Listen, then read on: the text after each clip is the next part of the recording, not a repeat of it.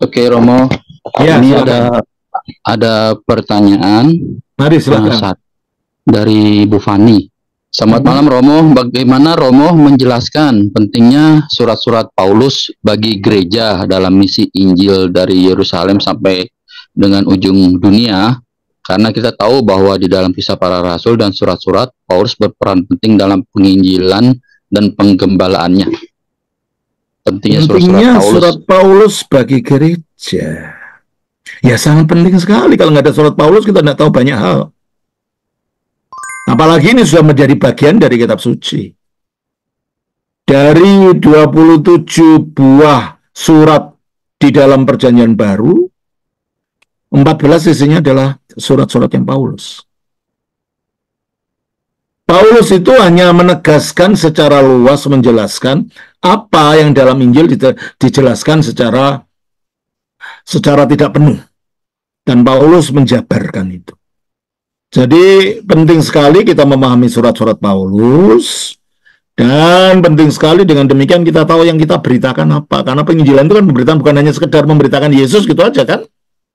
Memberitakan segala macam hal yang menyangkut keyakinan Kristen, yang menyangkut kehidupan Kristen, yang menyangkut praktek-praktek Kristen. Dan di situ kita melihat banyak surat-surat Paulus yang bersangkutan dengan gitu ya. Baik, Romo Haji, makasih. Ada lagi Pak Stanley izin bertanya, mengapa gereja ortodok masih ada tirai? Bukankah tirai sudah dibuka dengan disalibnya Yesus? Apakah demikian ibadah gereja mula-mula? Oh ya dibuka, kalau pas ibadah ya dibuka. Kalau nggak ibadah ya ditutup untuk apa? Nanti dimasukin kucing itu nanti. Itu ada teologinya. Meskipun tirai bait Allah sudah terbuka, yang artinya jalan ke surga itu terbuka, tetapi kita yang di dunia ini belum di surga itu. Dan kita tidak tahu apa sebenarnya isinya surga itu. Jadi surga secara kacamata kita yang masih hidup di dunia dengan tubuh ini, itu masih tertutup. Terbukanya secara rohani. Oleh karena itu dalam gereja ortodoks, ditutup dan dibuka gitu loh. Untuk menyatakan bahwa kita di dalam dunia ini masih belum melihat isinya surga yang sebenarnya. Meskipun surga itu sudah terbuka. Begitu ya. Baik Romo Haji, makasih. Sama ada lagi pertanyaan dari Pak Togap Sinurat. Selamat malam Romo, bisa dijelaskan perbedaan gereja ortodoks Indonesia dengan gereja ortodoks yang lain, baik yang ada di Indonesia maupun yang ada di luar? Gereja ortodoks Indonesia secara ajaran tidak beda dengan gereja ortodoks manapun. Tetapi polisi daripada gereja-gereja itu, namanya gereja Rusia. Gereja Rusia itu gereja yang menjadi alat kepentingan negara. Ya kita tidak mau gereja dicampur-campurkan dengan negara, itu tidak mau.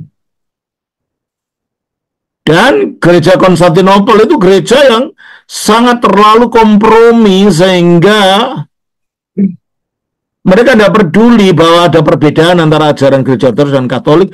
Mereka dekat-dekat dan mungkin mau menyatu dengan Katolik. Kita tidak mau gitu. Kita maunya ini ajaran yang murni, yang dari para rasul, yang sejati, bukan yang dikompromikan atau bukan yang digerakkan atas kepentingan politik suatu negara. Kita tidak mau itu. Bedanya di situ, bukan dalam ajaran. Kalau ajaran, kalau semuanya itu mengikuti ajaran para rasul, ya sama gitu loh. Jelas ya? Tapi artinya politik dengan mengadakan kompromi, dengan ekumenisme dan lain-lain yang mengatakan semua sama saja, itu dilarang oleh hukum gereja. Enggak, kalau nggak benar dia katakan nggak benar gitu loh. Sebab kalau ajaran itu ajarannya tidak sesuai dengan ajaran rasulia, dikatakan kita akan dikutuk. Galatia 1 ayat 8 dan 9. Tolong bacakan. Tetapi sekalipun kami atau seorang malaikat dari surga, Tetapi sekalipun kami, maksudnya kolega para rasul, ataupun seorang malaikat dari surga, entah namanya Jibril, entah Mikail, entah siapa, kalau yang memberitakan kepada kamu suatu Injil yang berbeda, yang memberitakan kepada kamu sesuatu Injil yang berbeda, berbeda dari apa? Berbeda dari tafsiranku, bukan. Berbeda dari denominasiku, bukan. Berbeda dari kata pendetaku, bukan. Berbeda dari apa? berbeda dengan Injil yang telah kami beritakan. Nah, berbeda dengan Injil yang telah kami, para rasul, beritakan Kepadamu, terkutuklah dia. Jadi kriteria ajaran itu adalah ajarannya rasul. Ketika ada ajaran-ajaran yang menyimpang dari ajaran rasul, dan Alkitab mengatakan, terkutuklah kamu. Nah, ketika gereja-gereja tersolan itu mau kompromi dengan ini, dengan itu, ya kita tidak mau. Kita ingin tetap pada kemurnian ajaran rasul. Dan hukum gereja melarang kita mengkompromikan itu. Gerakan ekumenis adalah kompromi teologis. Kenapa? Orang dengan ajaran yang berbeda-beda mau disatukan, padahal satu sama lain saling berbentrokan dan malah bidat gitu loh. Dan bidat itu ditolak oleh Alkitab. Kita baca Titus pasal 3 ayat 10. Seorang bidat yang sudah satu. Seorang bidat yang sudah satu atau dua kali Kau nasihati, hendaklah engkau jauhi. Gitu loh. Ini kata Alkitab. Loh, apa kita harus membenci? Tidak harus membenci, jauh saja. Jauh dalam pengertian kita tidak mengikuti, mengiyakan. Ku tak pandang dari gereja mana, ya dipandang dong. Kalau gerejanya bidat, masa ada dipandang? Ada kan nyanyian itu kan? Itu salah satu bentuk nyanyian kompromistis, bentuk nyanyian yang membiarkan ajaran bisa diinfiltrasi dengan macam-macam ajaran yang tidak benar. Gitu. Jelas nih ya? Jadi mengapa bedanya di situ gitu loh. Kalau semua ini kembali kepada landasan ajaran ortodoks yang benar, ya nggak ada bedanya. Tapi masalahnya banyak yang ini untuk kepentingan politik, untuk kepentingan apa, membiarkan dirinya ditarik-tarik pada gerakan-gerakan semacam ini. Nah, kami dari gereja ortodoks Indonesia, kami tidak mau. Kami mau murni pada ajaran para rasul. Ya. Terus, ada pertanyaan lain? Sekarang Pak John Sup, izin bertanya Romo, apakah di dalam gereja atau ajaran ortodoks ada tambahan kitab selain kitab yang sudah ada, itu 66 kitab? 66 ada kitab tambahan. Yang 6 itu yang mengurangi. Oke, silakan Romo. Jadi begini, dulu sebelum Kristus datang, 300 tahun sebelum Kristus datang, banyak orang Yahudi yang tinggal di Mesir, di Alexandria. Dan mereka kehilangan kemampuan berbicara bahasa Ibrani. Ya, sehingga mereka menggunakan bahasa yang ada di situ waktu itu, bahasa Yunani. Ya, kasusnya sama seperti banyak orang Tionghoa di Indonesia yang sudah tidak bisa lagi bahasa Mandarin atau Hokkien atau apa, tapi malah lebih pintar bahasa Jawa yang tinggal di Jawa, atau pintar bahasa Sunda dia yang tinggal di Sunda. Ya, nah orang Yahudi jadi gitu, lebih pintar bahasa Yunani, sehingga pada waktu itu pemimpin negara Mesir, Ptolemeus Soter, memerintahkan pada para pemimpin agama Yahudi untuk menerjemahkan kitab suci mereka ke dalam bahasa Yunani. Akhirnya 72 orang berkumpul menerjemahkan kitab suci mereka ke dalam bahasa Yunani. Nah, waktu itu belum kitab suci Perjanjian Lama belum dikanonkan, belum ada batasannya. Harus jumlahnya sekian, belum ada.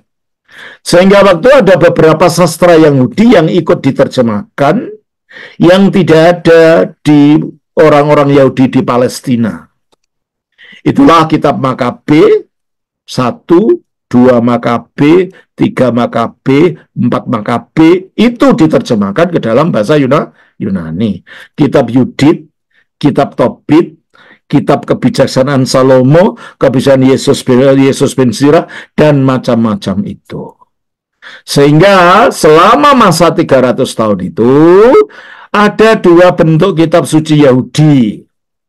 Bentuk kitab suci Yahudi di Israel, yang jumlahnya lebih pendek, dan bentuk kitab suci Yahudi yang di Alexandria yang lebih panjang dalam bahasa Yunani. Dan itulah yang disebut sebagai kitab suci Septuaginta. Nah, ketika kekristenan datang dan Yesus sudah datang di dunia, awalnya memang banyak orang Yahudi yang jadi Kristen, tapi lama-lama yang jadi Kristen kebanyakan adalah orang non-Yahudi yang bahasa mereka adalah bahasa Yunani. Sehingga otomatis yang digunakan oleh gereja Purba adalah kitab suci bukan yang bahasa Ibrani, tetapi kitab suci yang bahasa Yunani itu, yang jumlahnya lebih panjang daripada kitab suci Ibrani. Jadi tidak ada tambahan, ya memang itu miliknya orang Yahudi. Oke? Nah, saya buktikan bahwa yang dikutip dalam Perjanjian Baru itu bukan dari kitab suci Ibrani, tapi justru dari Septuaginta ini. Coba kita baca dari Matius 1 ayat 23.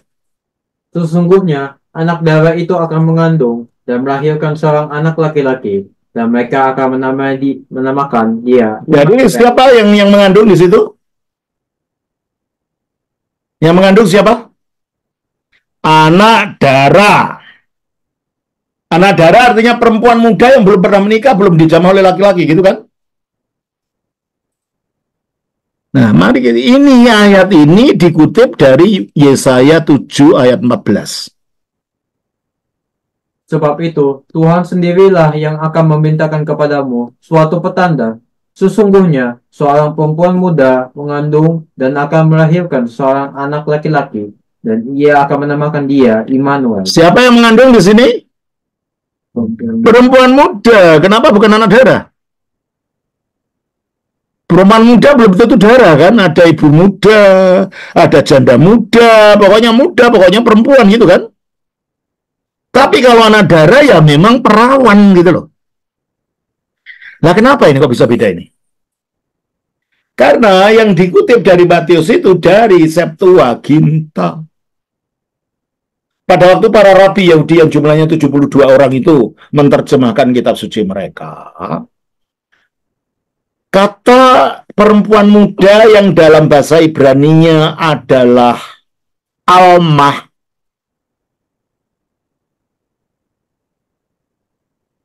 Almah itu artinya perempuan muda, boleh janda, boleh ibu muda, boleh darah. Itu entah bagaimana, yang dalam bahasa Yunaninya adalah nearis, diterjemahkan menggunakan bahasa Yunani yang lain, parthenos. Nah, parthenos itu, kalau bahasa Ibraninya adalah betulah, yang artinya anak darah. Ya tidak salah karena alma juga mengandung makna betulah. Karena perempuan muda boleh juga anak darah gitu kan. Jadi sebenarnya tidak salah, tetapi nggak tahu pilihannya kenapa para rabi itu tadi ada kata alma kok diterjemahkan betulah, parthenos, yang terjemahan bahasa Indonesianya anak darah. Jadi karena Matius mengatakan karena anak darah, ya berarti dari Septuaginta, karena yang menggunakan kata-kata itu adalah Septuaginta. Jadi kitab suci Perjanjian Lama orang Kristen awal itu adalah Septuaginta. Satu lagi, Ibrani. Ibrani ayat 2 sampai ayat pasal 2 ayat 5 sampai 7. Sebab bukan kepada malaikat-malaikat telah ia taklukkan dunia yang akan datang, yang kita bicarakan ini. Ada orang yang pernah memberi kesaksian di dalam suatu nas, katanya, apakah manusia sehingga engkau mengingatnya, atau anak manusia sehingga engkau mengindahkannya. Namun engkau telah membuatnya. Engkau untuk waktu yang singkat, sedikit lebih rendah daripada malaikat. Sedikit lebih rendah dari para malaikat. Ini ayat dikutip dari Mazmur 8 ayat 5 dan 6. Apakah manusia sehingga engkau mengingatnya? Apakah anak manusia sehingga engkau mengindahkannya? Namun engkau telah membuatnya hampir sama seperti Allah. Kata yang hampir sama seperti Allah ini diterjemahkan dalam surat Ibrani, sedikit lebih rendah dari para malaikat. Loh, kok bisa? Elohim dalam bahasa Ibrani yang ada dalam Mazmur tadi, itu maknanya bisa artinya Allah atau makhluk-makhluk ilahi, yaitu malaikat. Dan ketika Mazmur 8 itu diterjemahkan oleh sarjana Yahudi yang 72 orang itu, entah untuk alasan apa, kata Elohim diterjemahkan dalam arti yang kedua, yaitu malaikat-malaikat. Dan yang dikutip oleh surat Ibrani berarti berasal dari Septuaginta tadi, karena ada kata malaikat-malaikat. Berarti kalau gitu kutipan-kutipan perjanjian lama di dalam perjanjian baru itu dari Septuaginta yang jumlah kitabnya lebih panjang daripada naskah perjanjian lama di Israel. Pada akhirnya pada tahun 90, karena surat kitab Septuaginta itu sangat efektif dalam mentobatkan orang Yahudi jadi Kristen dan orang-orang non-Yahudi juga, para pimpinan agama Yahudi marah. Sehingga mereka mengadakan konsili di kota Yamnia, di dekat kota Yafa sekarang. Pada tahun 90, melarang kitab suci Septuaginta digunakan oleh orang Yahudi. Dan pada waktu zaman modern, setelah Protestan, reformasi Protestan, Martin Luther dipengaruhi oleh gerakan Renaissance, gerakan pembaruan di Eropa. Sehingga pada waktu gerakan pembaruan itu, orang ingin kembali semuanya kepada yang klasik.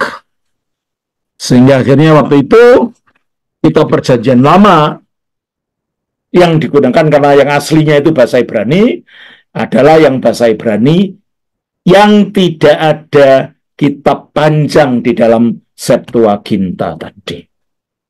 Jadi, perjanjian lama pendek itu adalah kitab sucinya orang Yahudi, tidak pernah menjadi kitab sucinya orang Kristen. Karena kitab sucinya orang Kristen dari awal adalah Septuaginta yang jumlahnya lebih panjang. Jadi bukan satu nambah yang lain, enggak. Jadi kalau akhirnya gereja Protestan menggunakan yang terjemahan dari orang Yahudi, adalah merupakan hal yang aneh. Orang kitab suci yang orang Kristen dari awal Septuaginta, bukan surat Ibrani. Jadi kalau tanya siapa yang nambah, siapa yang mengurangi? Nah, itu pertanyaannya. Jadi jangan keliru ya, karena ditetapkan sejarah. Orang Katolik nambah-nambahin kitab suci, loh, ditertawakan sejarah kita nanti. Ya, juga bukan tergantung. Orang Protestan mengurangi, bukan mengurangi mereka karena mengikuti orang Yahudi gitu loh. Bukan mengikuti gereja. Jelas ya? Iya, sudah Pak ya? Mungkin ada tambahannya Romo, untuk itu kan untuk perjanjian lama Romo. Kalau untuk perjanjian baru apa ada? Dalam perjanjian baru kata Ortodoks, Katolik, Protestan sama semua. Oke, yang sudah dikanonkan ya Romo. Iya, 27 kitab itu semua sama. Dan pertanyaan, ada tambahan atau tidak, itu tidak menambah ajaran, karena landasan kita, teologi kita adalah perjanjian baru, bukan perjanjian lama kan. Perjanjian lama itu kan latar belakang sejarahnya, tapi teologinya bukan dari perjanjian lama, teologinya semua dari perjanjian baru kan gitu. Iya. Sehingga boleh pakai kitab suci yang panjang, perjanjian lama yang panjang, atau yang pendek, itu tidak akan mempengaruhi ajaran kalau kita mengikuti perjanjian baru. Karena ajaran tentang Kristus itu ya di perjanjian baru kan. Gitu. Ya, gimana? Ya. Kalau di Katolik Roma semua berpusat ke Paus. Kalau di Ortodoks pemimpin tertingginya siapa, Romo? Antara Yunani, Koptik, dan Rusia. Itu masing-masing punya namanya episkop agung atau metropolitan atau patriark. Jadi tidak semua yurisdiksi punya patriark. Seperti gereja di Georgia itu namanya pimpin tertinggi namanya Katolikos. Gereja di Siprus episkop agung. Gereja di Konstantinopel, gereja di Serbia patriark. Jadi gelarnya namanya beda-beda. Ya. Baik, Romo Aji. Jadi tidak ada satu pemimpin tertinggi, enggak, karena kita mengikuti kolega para rasul. Kita percaya Petrus tidak berdiri sendirian. Petrus bersama rasul yang lain. Demikianlah kita tidak percaya bahwa ada satu episkop berdiri menjadi seperti raja gitu. Enggak ada itu. Ya, sudah ya. Oke, lagi Romo, pertanyaan dari Pak Andreas. Romo Episkop izin bertanya, apakah Patriark Bartolomeus selaku Uskup Agung Konstantinopel termasuk dalam gerakan ekumenisme dan tergolong tidak? Sangat. Iya, oke. Terus dari Pak Dandi Lututur izin bertanya, Bapak Episkop, Yunani kan sudah ada dari zaman para rasul, sudah ada gereja Ortodoks. Tapi kenapa Yunani tidak berdiri sendiri sebagai patriark? Justru yang Rusia sudah jadi patriark sendiri. Enggak, Yunani punya gereja negara dipimpin oleh episkop agung. Tapi juga ekumenis itu gitu loh. Makanya ini gereja Yunani sejati ini adalah yang tetap mempertahankan kemurnian ajaran gitu loh. Jelas ya? Tuhan memberkati. Terima kasih. Shalom. Terima kasih. Shalom.